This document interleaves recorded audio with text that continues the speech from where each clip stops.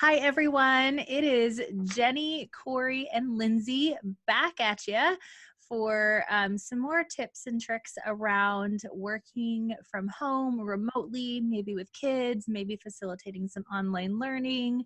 So we introduced this kind of topic in these next series of videos that you'll see coming through our social media on our Coach Replay show on Friday. And so if you haven't had a chance to watch that, go and check out some of our being on camera tips that we gave you. But today we're going to talk about, or for this video anyway, we're going to be talking a little bit about, and Lindsey's going to be sharing some of her tips for working from home with small kids. So Lindsey, welcome. Hey, thanks, Cory. Hi, Jennie. I don't know Glad to be why here. I just show hosted you. I'm like, welcome to the show. These are super informal videos. But Lindsey, will you start out telling everybody just a little bit about your family and home situation so they can kind of relate to that, and then we'll jump into some tips. Yeah, I definitely can. And first of all, I just wanted to say, hey, we're hoping that everybody is safe and healthy and happy, and you know, if we can shed a little light on this very small piece of this, we're happy to do that. But our primary concern is just wishing everybody well.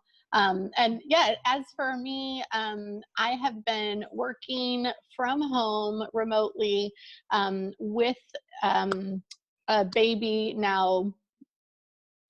I don't know if we want to call him a kid or a toddler. I'm still trying to hang on to the toddler name, but I was teaching virtually for 3 years, and now I've been working remotely from home for Sibme for 2 years.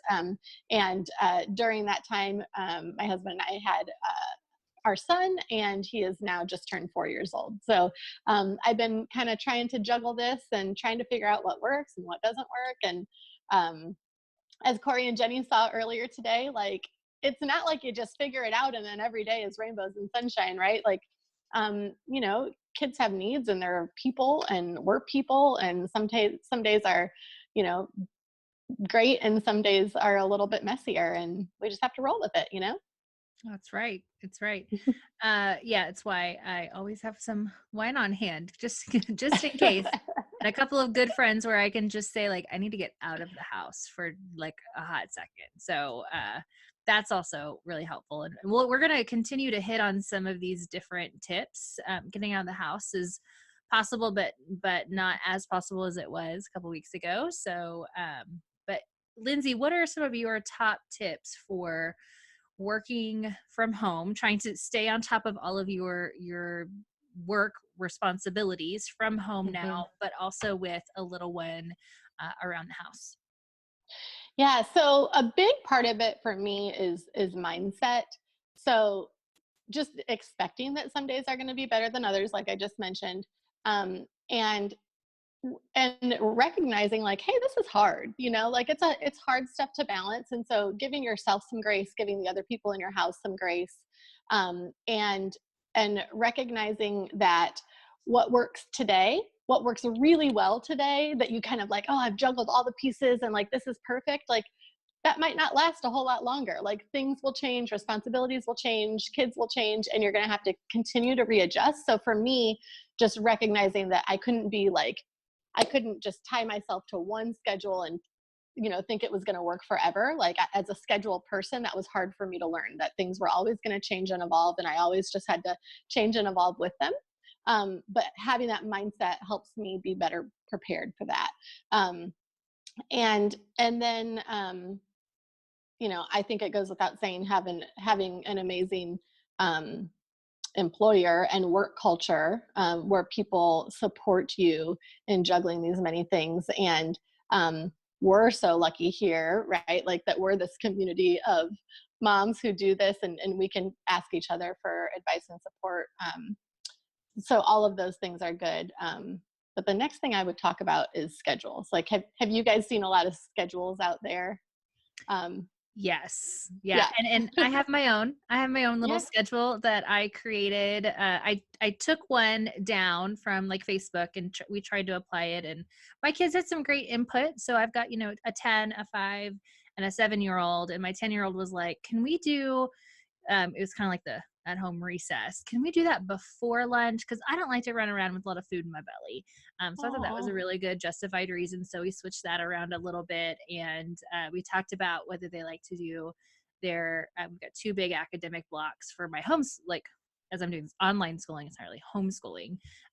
But yeah, we have a schedule, and I'm right there with you, Lindsey. I think, I know Jennie, you can attest this too. I think we're all a little bit of the perfectionist personalities Yes. here. I think most teachers are, most educators are, and Yeah. we always we've kind of been taught that way, right? You have a plan in place, and you do your darndest to make that happen. But if it doesn't, like, you just got to roll with it. So that's definitely been helpful. And this week, especially, a lot of my work for Sibme has happened after typical business hours as I'm trying to catch up with things because things are not working. What do you think, Jennie? How about you with schedules? I know we're going to do a segment with you on that, but what are some of your advice?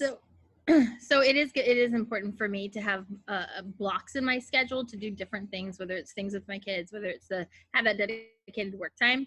But one thing I've learned about schedules is they're very fluid, right? So because kids are kids and kids have needs, and work is fluid too, especially I think these days. And so to be able to have that schedule as a guideline, but not get so stuck in it when it goes off the rails, because I mean, we all know that it goes off the rails sometimes, and sometimes we can get back on it and sometimes we can't. But the great thing about tomorrow is tomorrow's a new day. We could try again.